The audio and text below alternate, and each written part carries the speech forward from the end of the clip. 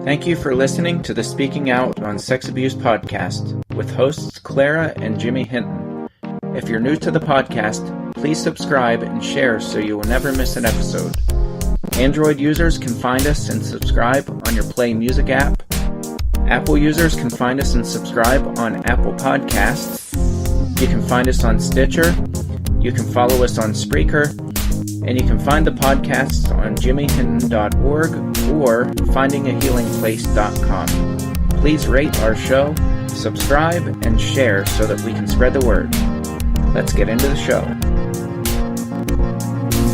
Welcome to this week's podcast here with Jimmy Hinton. And Jimmy's mom, Clara.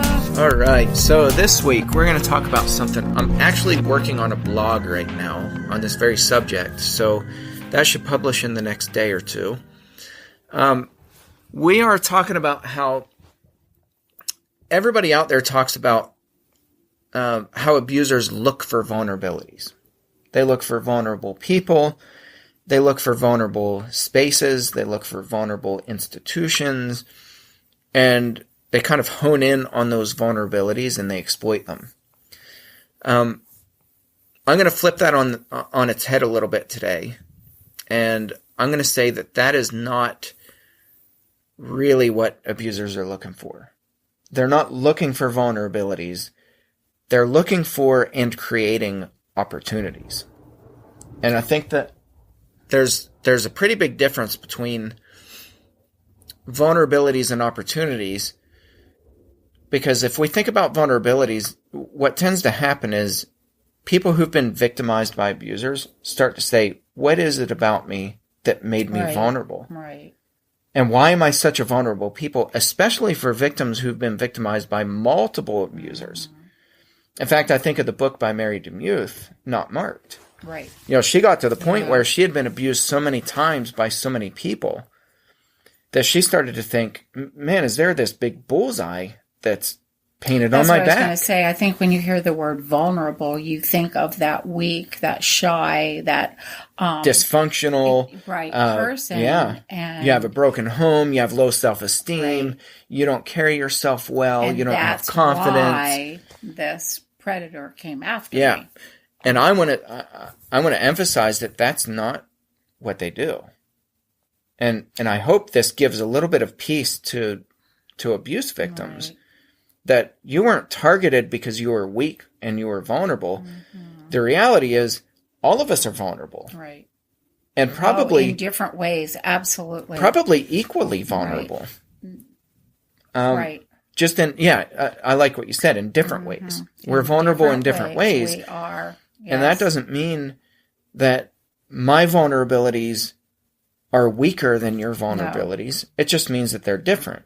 But we all have vulnerabilities. All of us do. And these predators seem to be able to hone in on the opportunity to slip in on that vulnerability, if that makes sense, on that spot. I know think we were talking prior to this podcast, and Jimmy, I think you have a couple really good examples of explaining what you're talking about. Especially when and I know you're going to talk about it, the weak link in some church policies about the... Yeah, I'll give very specific examples, but, kind of as a preface, I think what I see going on in training is we tell people that if we just educate people more, if we just reduce vulnerabilities within the organizational structure, so, things like put windows indoors, put 2 adults in every classroom, do background checks, screen people before they volunteer. No, what you're saying is those are not bad things. No, I recommend that people do them. Those are not bad things, but they are not all. So no, yeah. The point that I want to make is when we do those things, research tells us, and I think a little bit blindly, that if we reduce vulnerabilities, then we reduce the likelihood that an abuser is going to be able to abuse children or adults or whatever. I don't think that's true. Right. And here's another point that I want to make. First of all, yes, it's a good thing to do those things. We have written into our policy, which I wrote the majority of that. You increase visibility. You put 2 adults in every classroom. You do background checks. Of course, in Pennsylvania, we're mandated to do background checks. They wrote that into law. But while I think it's really important to still do those things, it's also a mistaken belief that that's going to limit and reduce your the likelihood that somebody's going to abuse in your organization. And I'm thinking that the abuser is wise enough to look at that whole scope and think almost, well, that's a joke. Mm-hmm. That's a real joke if they think that's a fence that's going to keep me away from That's children. right. And so here's why. What they do is they take our perception of vulnerabilities and they exploit that to create opportunities. Okay, very good. Yeah. So here's a prime example of that. One of the biggest things that grinds on me, now this is where I stopped writing in my blog before we started a podcast here, so it's very fresh on my mind. One of the biggest things, it's probably my biggest pet peeve. If not the biggest pet peeve, it's certainly near the top. Mm-hmm. It's when churches, church leaders, or even church members know that they know that there's a sexual predator in their congregation, and they'll say something like, well, we know that we have an abuser in our congregation, so therefore we're going to not allow them in the children's wing of the church. Mm-hmm. And then while they're in the other part where everybody congregates, we're going to do a limited contact agreement. And we're going to assign 2 adults that are going to, quote unquote, keep an eye on him. And he's not going to be allowed to go to the restroom alone and blah, blah, blah. I've read 100 of these policies, right. And so many churches have given me this saying, like, and feeling really proud. And they're like, I'm not bashing them for this because I think they're doing what they think is right and healthy and good. Mm-hmm. And they'll say, look, we have this limited contact agreement and we know what this abuser did, but they're not allowed in the children's wing. They're not allowed in the bathrooms alone. We assign 2 adults to keep an eye on them, et cetera, et cetera. I come back and I say, what the abuser is doing and what's going on in that abuser's mind is they're smiling all the way to success because they're taking your perception of vulnerabilities and they're creating opportunities. So they're saying, in the abuser's mind, they're thinking, okay, great, I'm not going to go down to the children's wing because if a sex offender walks into the children's wing, people are going to be suspicious of that anyway. Well, so these dumb people think that just because I'm out of the children's wing, that I'm not going to create victims. Well, it gives the perception, since you're talking about that the abuser is being this good old person who is obeying all the... He's being compliant. Sure. He would never set foot near that children's wing. He would not try to go to the restroom alone. He will always sit with the 2 adults. That's not prohibiting him, though, from doing what he wants to do. Not at all. Not at all. Well, it's kind of interesting, this idea of compliance. So, while we're on that subject, I have a lot of churches who come back and they'll say, not that we trust this guy, but we do think that he's repentant because he's being really compliant. We have this limited contact agreement, and he agreed to it. We have 2 adults assigned to him. He's not allowed to go anywhere in the church building, and he's been really compliant with that. And he's not bucking the system. Right. And, he signed it with his blood and, all this stuff. So, incidentally, I had talked to, this was several years ago, but I had talked to Diane Dombeck, who is the executive director of the sex offender, the SOAB. What is it? Oh, I have. Now I have to think of the acronym. Yeah. The SOAB is the Sex Offender Sex Offender Abuse Board or something like that. That sounds good to me, Jimmy. Anyway, yeah. I don't know. What they do is they assess the sex offenders and they determine whether somebody should be an SVP, a sexually violent predator. Right. So Diane Dombeck was talking to me and I asked her the question. I was like, how do you know when these guys get out of prison? You know, how do you track them? How do you know whether they're creating more victims or not? And her answer was, well, you know, we can't track them. Like, we don't have the budget to track them. Obviously, we can't put hidden cameras on them. So the reality is, we have no idea what they're doing. Absolutely. Except whenever we mandate that they go to counseling, you know, it's like once a month or something like that they're mandated to go to counseling. They have all these different restrictions in place. She said, we can always tell the sex offenders who want to get better because, and guess what word she used? They're compliant. Sure. Yeah. And in my mind, I'm like, the compliant ones are the most dangerous sex offenders. I'm thinking, I do work in the prisons. Mm-hmm. In a different nature, I teach. And it's interesting. I have done work with the prison population that is ready to be released. Mm-hmm. It would be very easy for me to feel friendly toward every one of them because they are on their best absolutely. behavior. You will see no signs of temper. Nope. You will see, and some of them are in for, it's drugs, it's predators, it's murder. Mm-hmm. I've had all of that within my groups. But the COs warned me, and the person in charge warned me prior to, don't fall for anything. Yes. Because we can tell you almost with 100% accuracy who will be back in here within 6 months. Yes. Or less. And I didn't believe it at first, but now this is going into several years of working with that population.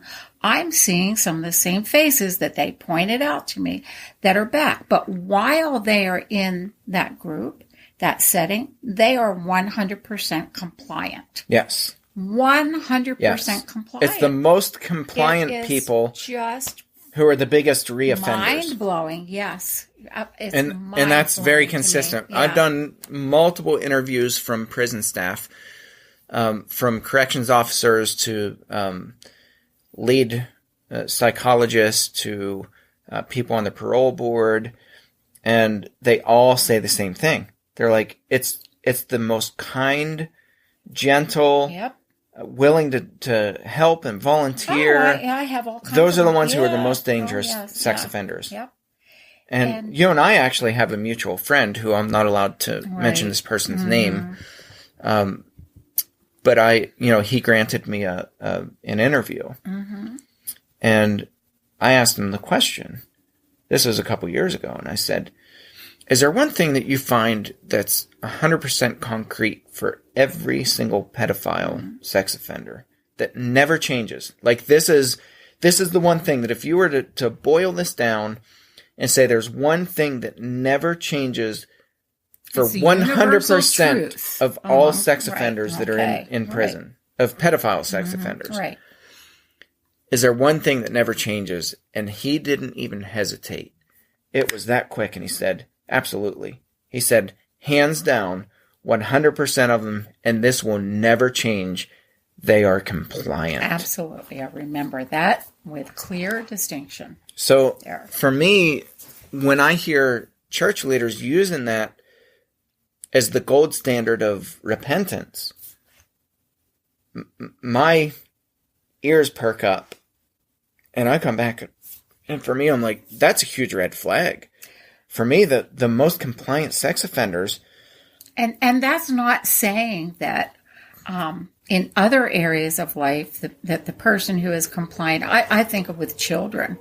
Our children, we, when we're disciplining or whatever, and they show they are compliant. They say it's just something, taking out the garbage every day. And they do it and do it and do it. And then you see as they get older, they continue. And then when they're adults, they continue this and teaching their children. That's compliance, true compliance. Sure. It worked. Right. It worked. It taught the lesson and it worked. It built a healthy way of thinking, healthy habit. But we want to believe that the person who is living within the parameters, that is obeying the laws and rules that we create, that they are compliant, that it is sincere. We want to believe that. But in this case, with abusers, we can't, because history, data, facts show that's not true. Yeah. But, two questions came to mind as you were talking about this. So how do we know the difference between pure compliance, like with a child who takes the trash out, who's just being a good kid? Who's being a good kid and really trying.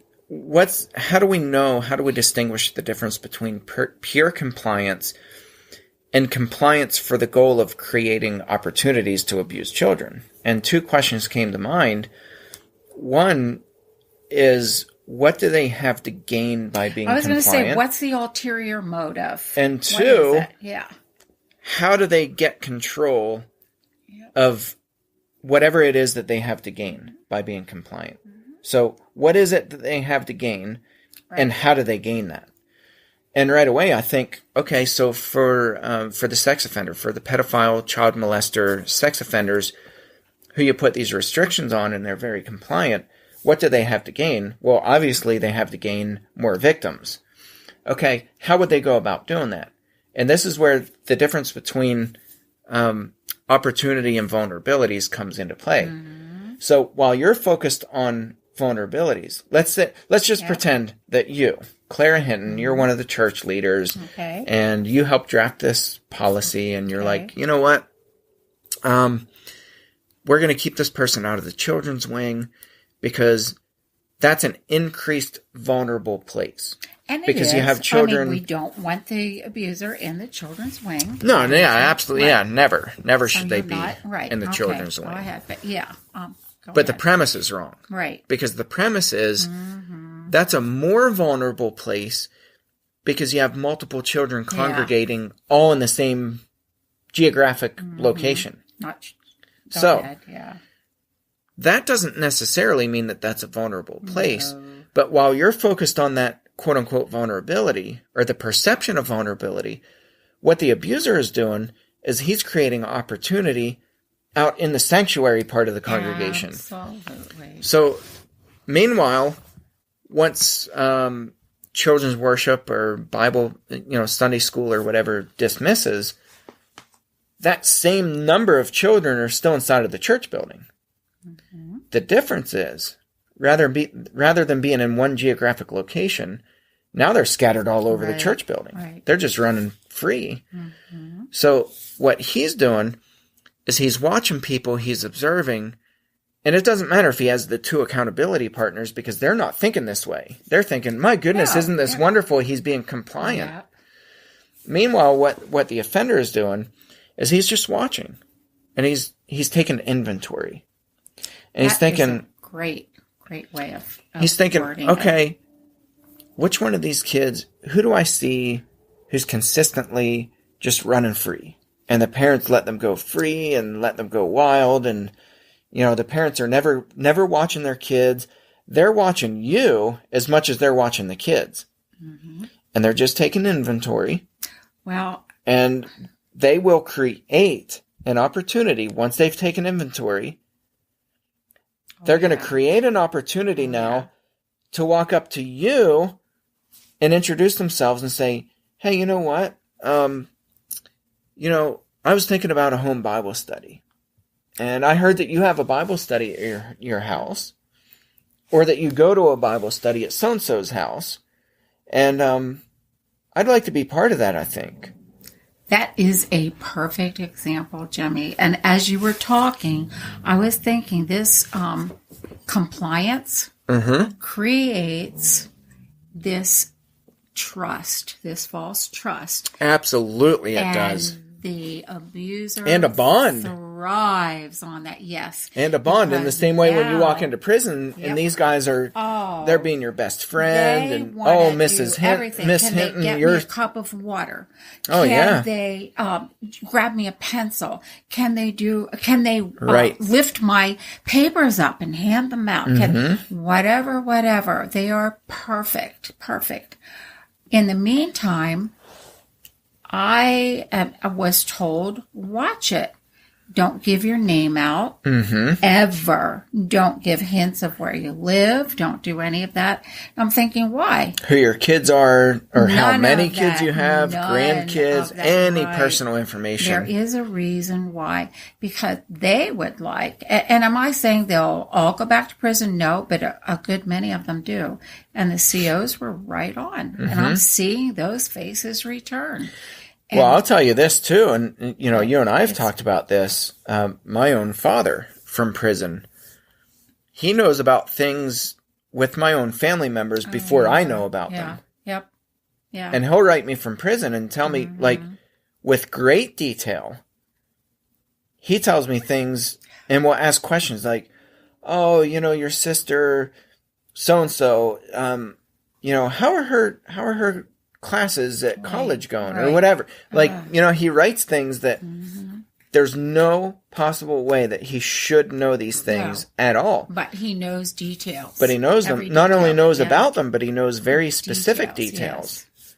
How? So these guys information mine. And one of the things that I'll say, I can say this on the record. I know this for a fact that he has minions who are out here where you and I live, who are former prison mates of his, who they gather information and they send that information back to him.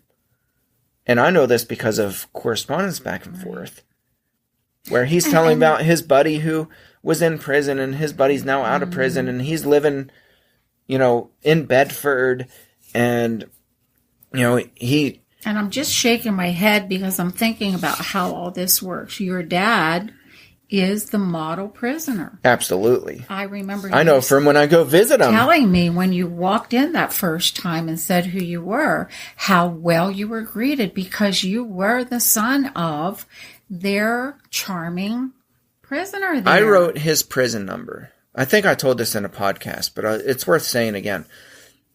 This was my last visit up there. I wrote his prison number because you go in, you put your name or sign your name. Right. You put the inmate's prison number, but not their name. Okay. And then the time that you sign in. Okay. So the guard looks at it, and you have to tell them who the prisoner is, who you're seeing. Now, keep in mind, there are 3,000 people in this prison. There are 3,000 inmates in this prison. He looks at the number, and he goes, oh, John Hinton. Yep. He's like, and then he looks up and he goes,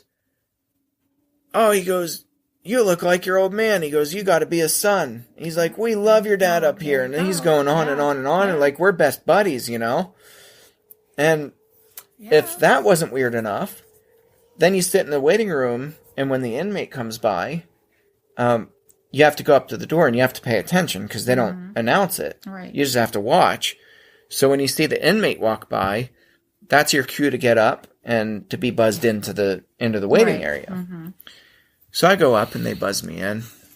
I walk in. I'm not even up to the desk to hand them the piece of paper. And they go, you got to be a Hinton. Yep. And they're like, this is in prison. Yeah. This is, and they're like, we absolutely love your old man. And they're like, wait a second. Are you the preacher? And I was like, yeah. They go, oh, you're the middle kid. You're number 6, huh? And it's like these inmates, or the staff knows more about me than what some of my closest friends know about me. And I'm like, there has been. It's crazy. It it's is, bizarre. and it's weird. I told the story on a podcast before, too, about your dad being transported from one prison to another, and how the deputies here locally said, we just Oh, yeah, they loved him. He sang hymns to us the whole way. And I thought they were kind of mocking. And I said, yeah, right. And they said, no, no, no. He has a beautiful voice. And he told the funniest stories. And well, I'm friends with the former warden from our county jail. And I just did I was the speaker for one of their training events for the Pennsylvania Prison Wardens Association. And I went in there, and he was like, everybody knew your dad in that jail. He's like, and they loved him, and they're like, he was they're like, he was funny, and he was, yep. And that creates that level of trust and nice guy, nice person, which the focus is no more on him. It really isn't. Right. You don't have to worry about him. And that's what you're referencing to these churches, when they're watching, well, he doesn't enter the children's part. He doesn't sit alone. He never goes to the bathroom alone. We have our eyes on him. Yep. After a while, Jimmy, I believe you feel pretty lax with saying, well, he'd never do that. He would never do anything while he's here. He knows the rules, and we don't have to worry about it. You as the watch keeper, let your guard down too. Absolutely. And in the meantime, he has watched every movement, knows the in and out of every adult and child in there. He's been taking inventory the entire time. The whole time. Creating those opportunities. And the other thing too is if the leadership seems trusting of this person, then families begin to let their guards down. And the abusers know that. Sure. So what they do is they then take your perception of vulnerability and they exploit that to create opportunity. So now they have the green light to go into families' homes, platform. to it is. hang out, to befriend people in the church. And so they're going into people's homes. And then the issue too now becomes, okay, how can the leadership possibly monitor what this guy's doing outside of church hours? They can't. It's an impossibility. Right. Not even the strongest, most well-paid police force could monitor. It's impossible to do. So these guys know it. So they've now created an opportunity based on your perception of vulnerability. So in your mind, as a church leader, you're thinking, my goodness, we tightened up to all these vulnerabilities. We've educated the church. We've had training on abuse. We've now done screening. We've done background checks. For the known offenders, we keep them out of the children's wing. We put windows in all the doors. We put locks on all the doors. On and on and on and on and on and on and on. Meanwhile, the abuser's smiling all the way to and it happens time and time and time and time again. You have communication with churches where that's happening right Oh, absolutely. Now. I know it's happening, and it happens often. It's happening right now. There's not a week goes by that you don't hear of this. So what do we do to guard against that? Right. And we'll end on this note. If we think like the abusers, and you have to be willing to think like them, where we stop looking for vulnerabilities and we start looking for opportunities. And we think like an offender and be like, okay, if I thought this way, how could I spot opportunities or create opportunities? And so what I'm watching for is I'm looking for abusers in churches. And I look, and I can pick them out of a crowd quickly. You do. It's unbelievable. I can really pick them out of a crowd. What I'm looking for is, okay, who are the people who are creating opportunities? Who are the people who are watching other people, who are stepping back and they're not necessarily involved in conversations, but they're watching, they're observing conversations.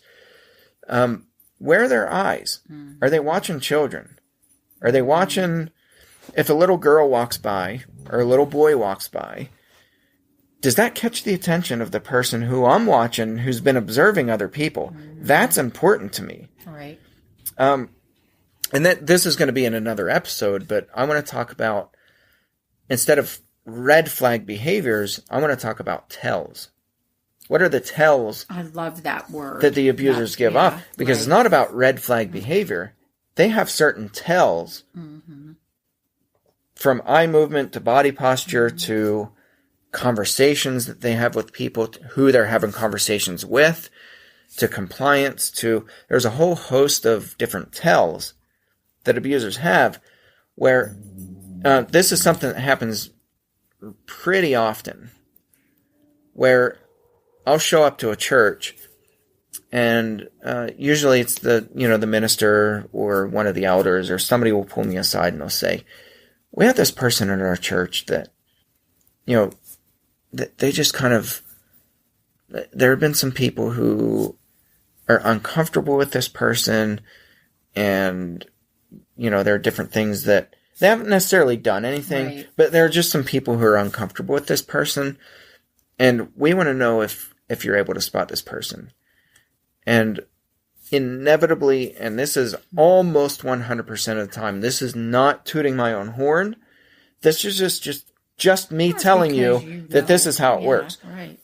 I'll look at a crowd, and it doesn't matter if the last church where this happened, it was a church of over 500. And within seconds, I looked and I said, that's your person right there. And that's because you know the mind of the abuser. Absolutely. And I know the tells. The tells. Right. So there were certain things that I picked up on. Right. And I'm talking, when I say within seconds, I'm saying 30 seconds or less. Because you share with me when you come back from these trainings. And so my friend, he was blown away, and he was like, how in the world do you do that? Mm-hmm. And I was like, well, you just, after a while. Well, now you have as Jimmy waiting to hear about the tells. And I would encourage everyone to read Jimmy's blog post that he's working on now that'll probably be published tomorrow. I'll have it published tomorrow. Yeah. Okay. It's incredible. You have a couple of examples in there that Jimmy blew me away, really, with those examples you used. So it's incredibly important for us to learn this, and Jimmy's leading up to us learning the tells of the abuser. Yeah, I don't think that'll be next week, but probably the week, because next week we're supposed to have a guest. And then the week after, I can talk about what some of those tells are. I think that'll be wonderful. Wonderfully helpful that'll help to us. Help equip people to better pick people out of a crowd who are potential abusers.